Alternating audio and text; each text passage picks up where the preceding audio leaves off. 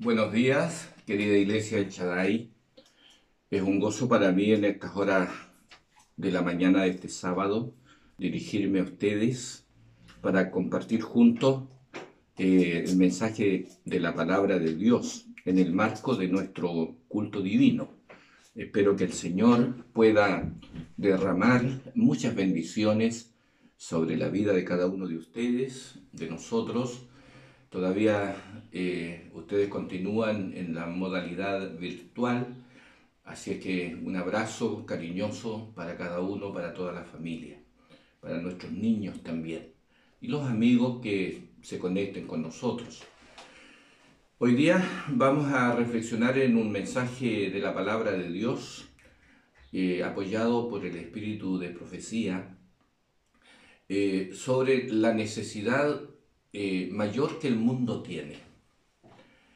Las necesidades es un tema que ha sido estudiado fundamentalmente en el último tiempo de la historia del mundo en las ciencias económicas, porque los estudiosos de esta área han llegado a reconocer que las necesidades del hombre son prácticamente infinitas, porque a medida que va evolucionando la civilización, se van realizando nuevas cosas, descubriendo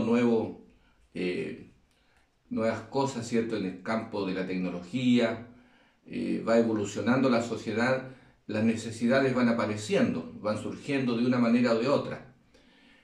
Y para suplir las necesidades humanas, ciertamente se necesitan recursos de diferente índole, pero estos, dicen los economistas, que son limitados. Por lo tanto, las necesidades son más que los recursos o aquello que se necesita para suplir las necesidades del hombre, de la vida, que son muchas.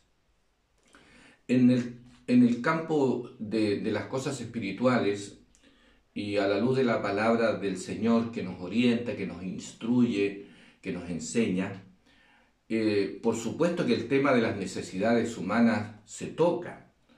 Y fue el Señor mismo que habló en algún momento y dijo estas magistrales palabras que tienen un profundo sentido y significado. En el marco del tema del afán y la ansiedad, cuando el Señor allí en el monte enseñaba a los discípulos y a otra multitud que le oía, refirió estas palabras que son simplemente magistrales. Le dijo, estoy leyendo en Mateo 6, 31 y 32, no os afanéis pues diciendo qué comeremos o qué beberemos o qué vestiremos. Esa es una de las razones principales por la cual el hombre se mueve al trabajo, ¿cierto?, en la búsqueda de cómo conseguir el alimento para suplir, por supuesto, las necesidades biológicas, fisiológicas, la necesidad de asegurarse del elemento vital que es el agua, beber, o el vestido, o el abrigo. Son necesidades vitales, ¿cierto? Se han clasificado en necesidades primarias, secundarias, terciarias, suntuarias, etc. Pero el Señor dijo a quienes le oían, porque los gentiles buscan estas cosas, es decir, el mundo en general se mueve en pro de poder conseguir los recursos o el dinero para conseguir aquellos alimentos y aquellas cosas que se necesitan para sobrevivir, ¿verdad? Pero, dijo el Señor, vuestro Padre Celestial sabe que tenéis necesidad de todas estas cosas. Él lo sabe todo.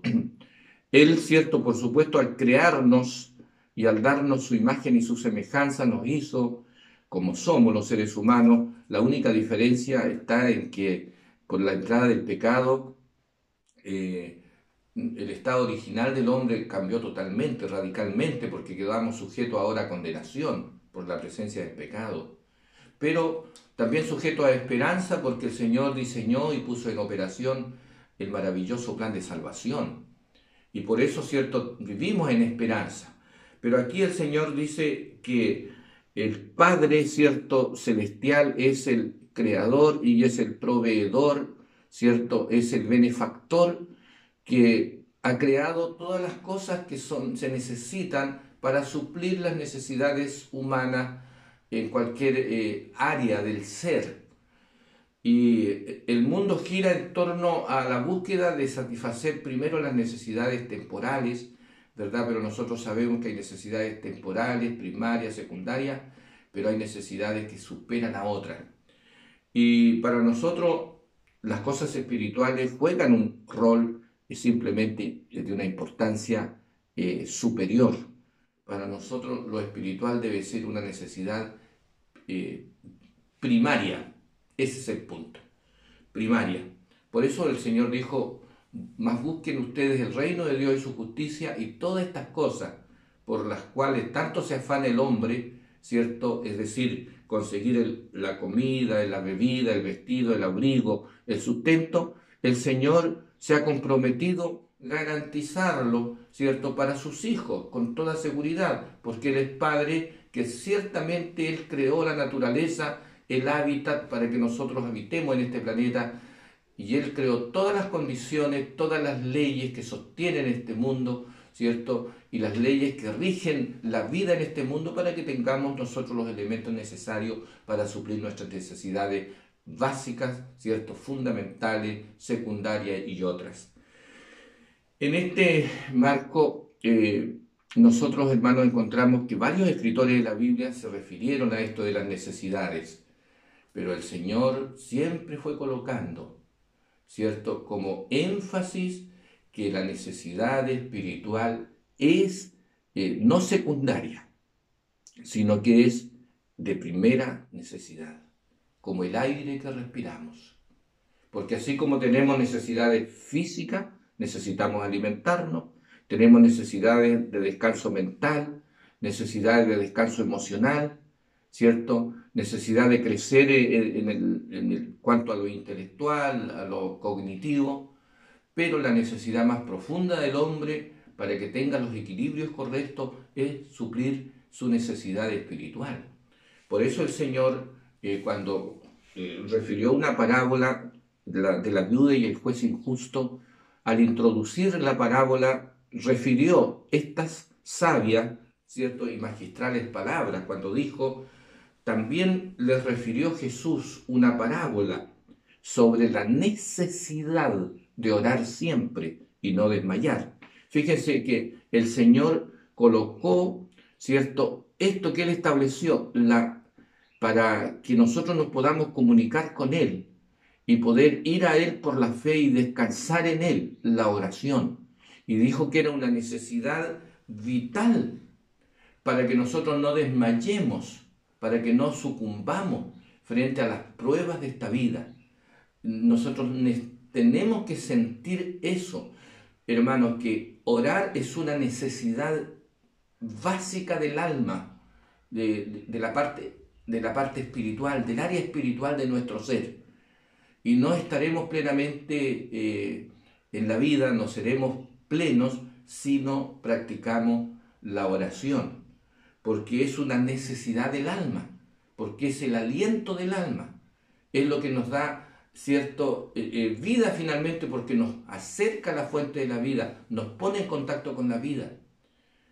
Y el Señor refirió muchas otras declaraciones sobre las necesidades humanas, pero me gusta una declaración que hizo el apóstol Pablo a los ancianos en Mileto, cuando los reunió allí y le encargó continuar con la obra que se le instruyó para cuidar la iglesia y para llevar a la iglesia, ¿cierto?, bajo la luz que emana de su palabra, que tiene poder para sobreedificar.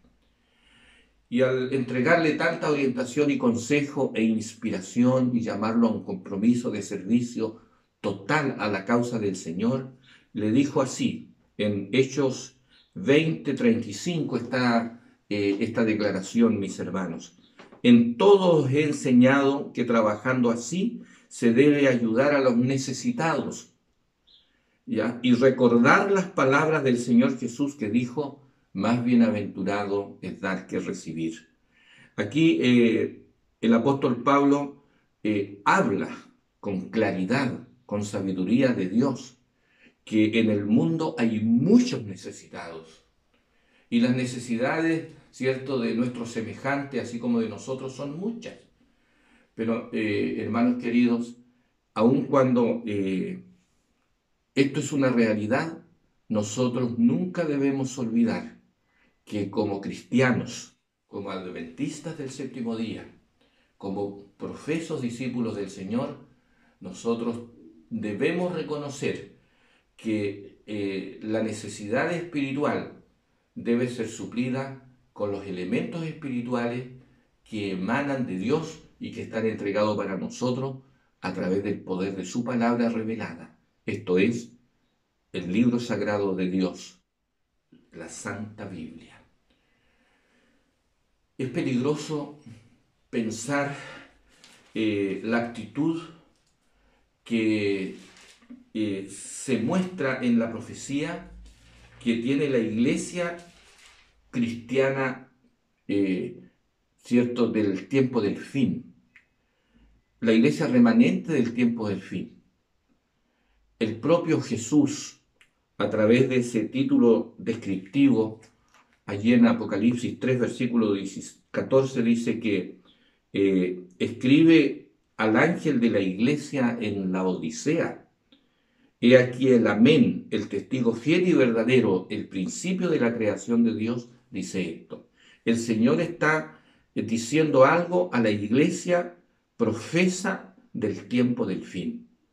Esta iglesia tiene una característica muy singular y que en realidad debe llevarnos a una profunda reflexión a todos nosotros, porque en verdad nos está representando también a nosotros.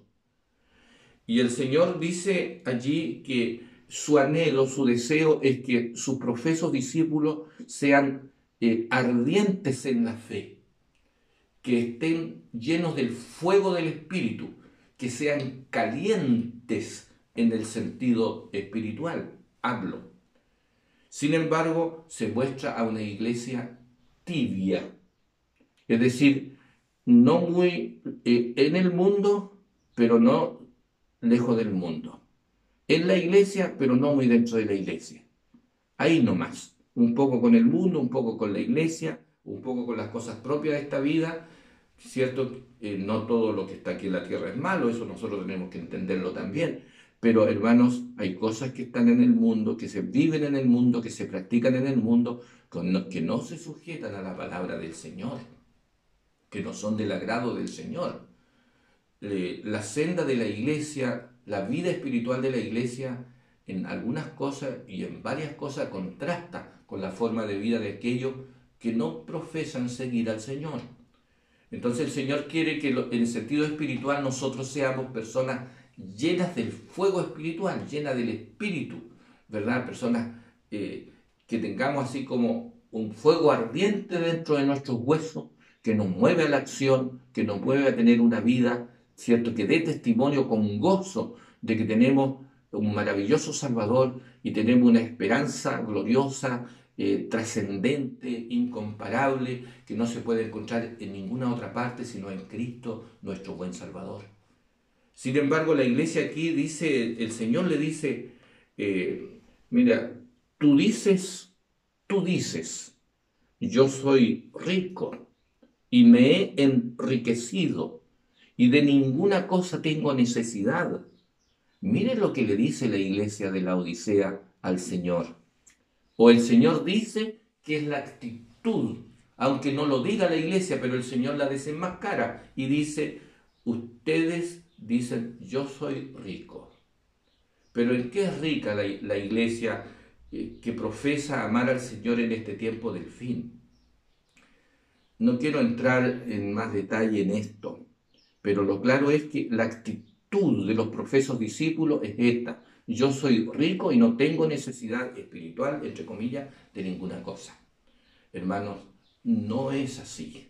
Lo verdadero es que tenemos profundas necesidades y esas necesidades se suplen con herramientas espirituales, con elementos espirituales que el Señor mismo nos proveyó. Uno de ellos es la oración.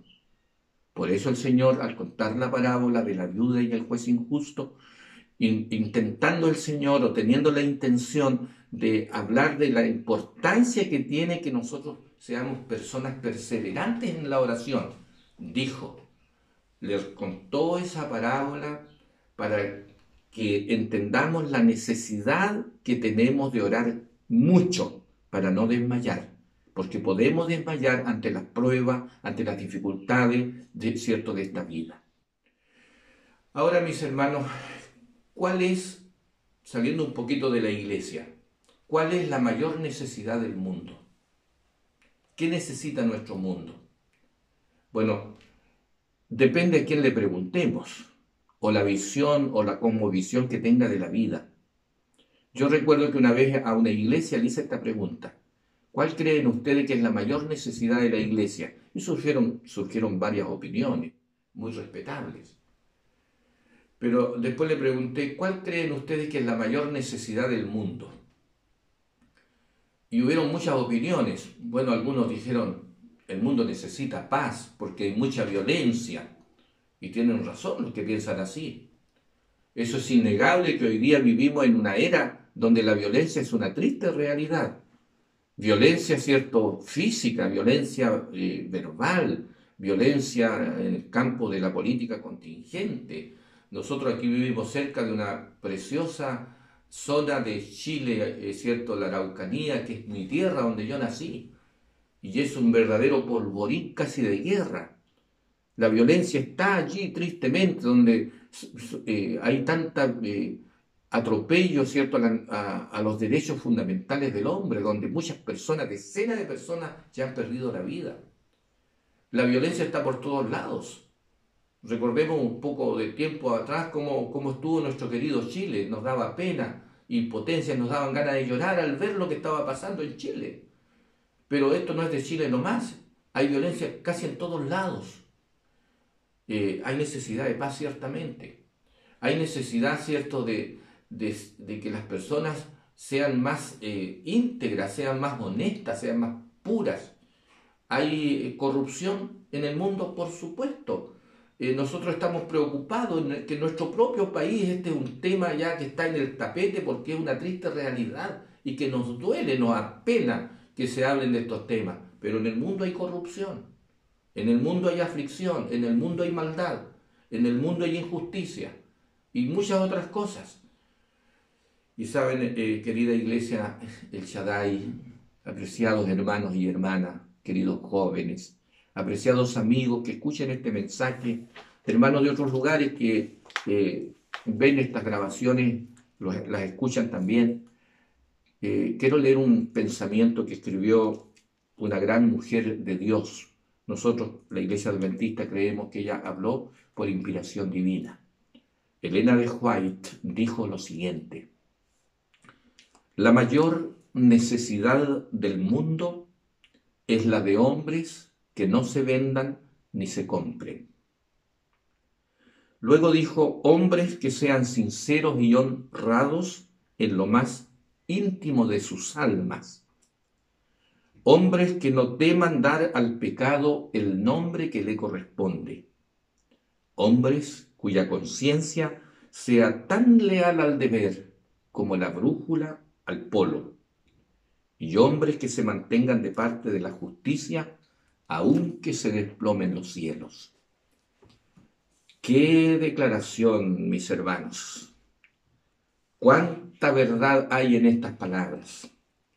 Aquí la profeta de Dios está diciendo que este mundo necesita hombres que no se vendan ni se compren. ¿Qué significa esto? ¿Qué implica esta declaración? Por cierto que está hablando de hombres de principio, que no actúen de acuerdo a las circunstancias, que no vayan tras de caudillos a veces, que pueden ser engañosos, sino que sean fieles en primer lugar, más que incluso a las personas, a los principios. Y querida iglesia, nosotros necesitamos internalizar esta declaración. El Señor necesita hombres y mujeres de principios, cuya palabra, valga más que las promesas. En algún momento me han preguntado a mí: ¿y usted no usa anillo? ¿Usted es soltero? No, le digo yo soy casado. ¿Por qué no usa anillo? Bueno, porque por una razón de principio, fundamentalmente, le digo, ¿y qué es lo que es eso? Porque el anillo no lo es todo para mí, es un símbolo de compromiso, yo lo respeto, puede ser usado sin problema, pero hay muchísimas personas que usando anillo no son fieles al principio de la fidelidad y a la pureza en el matrimonio. Y por la gracia del Señor, con su ayuda, con su misericordia, Él me ha ayudado hasta aquí, a mis 61 años ya, de tener solo a mi esposa como mi mujer, mis hermanos, porque el Señor me ha guiado y me ha ayudado para que este principio se internalice en mi vida. Y mi fidelidad para con Dios, en primer lugar. Entonces, el Señor necesita hombres y mujeres de principios, fundamentalmente. Este mundo en general no tiene hombres y mujeres de principios. La gran mayoría se mueve por intereses a veces egoístas y pecaminosos. Por cierto, aún fuera de la iglesia hay personas muy honorables y que se esmeran vivir vidas de principios y valores. Pero generalmente uno ve cómo las personas cambian de acuerdo con las circunstancias. Si hay algo que les conviene o les interesa o le va a traer un beneficio, a veces materialista, egoísta, se mueven con rapidez. Pero a veces, ¿cierto?, los principios se transan. Y esto nosotros estamos llamados a no trocar, a no cambiar los principios, ¿cierto?, que están entregados a través de la ley eterna del Señor. Luego dice la profeta, hombres que sean sinceros y honrados en lo más íntimo de sus almas. La sinceridad y la honradez tiene que ver, ¿cierto?, con un principio de la integridad de la vida. Es decir, la sinceridad es una persona veraz, transparente, sin doblez, honesta. Luego, honrado, ¿cierto?, ajeno al aprovechamiento, ¿cierto?, de que alguna cosa me beneficie y que esté reñida con la verdad.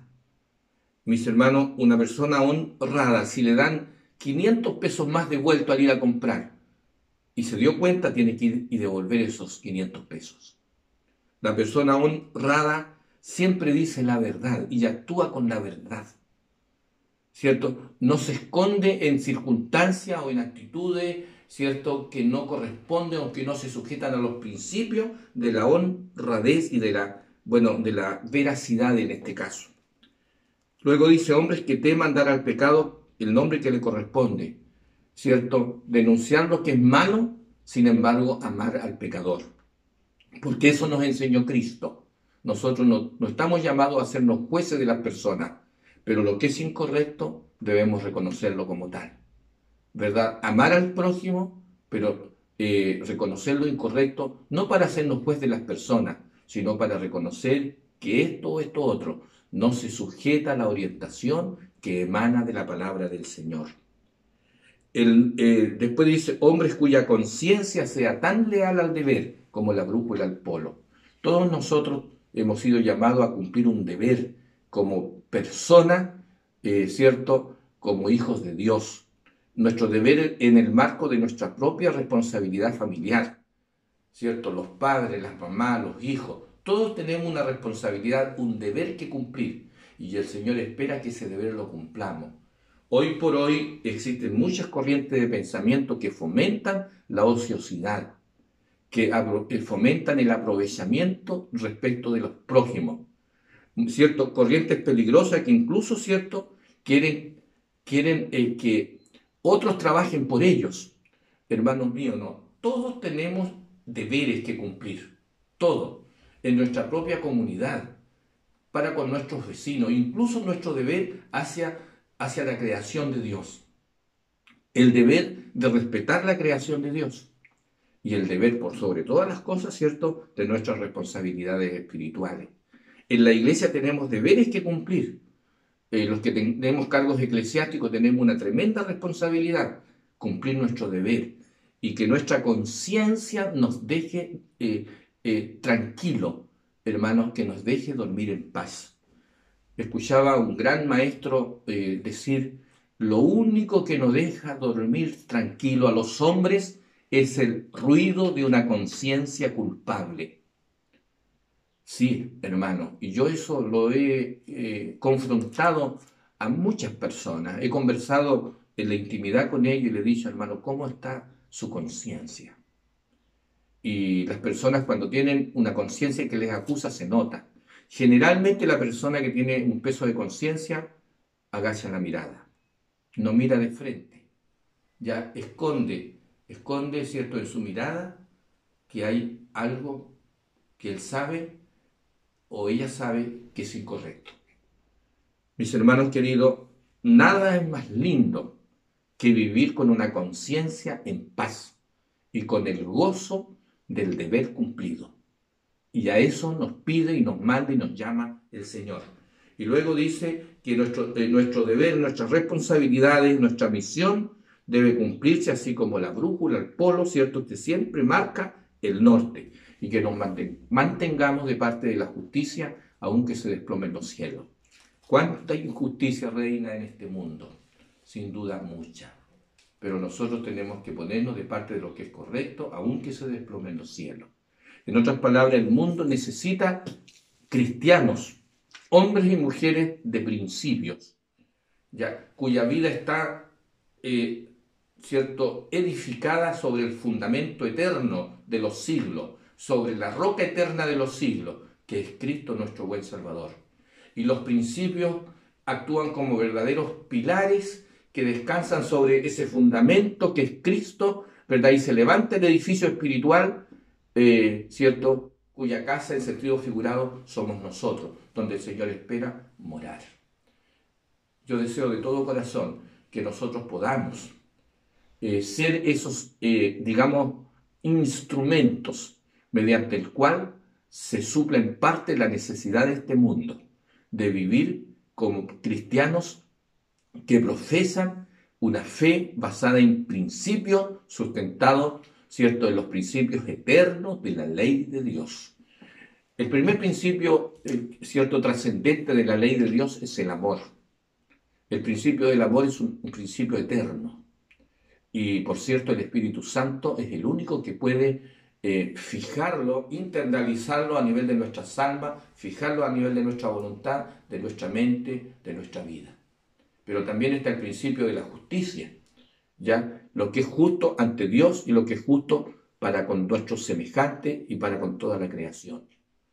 Ese principio también solo lo puede internalizar el Espíritu Santo.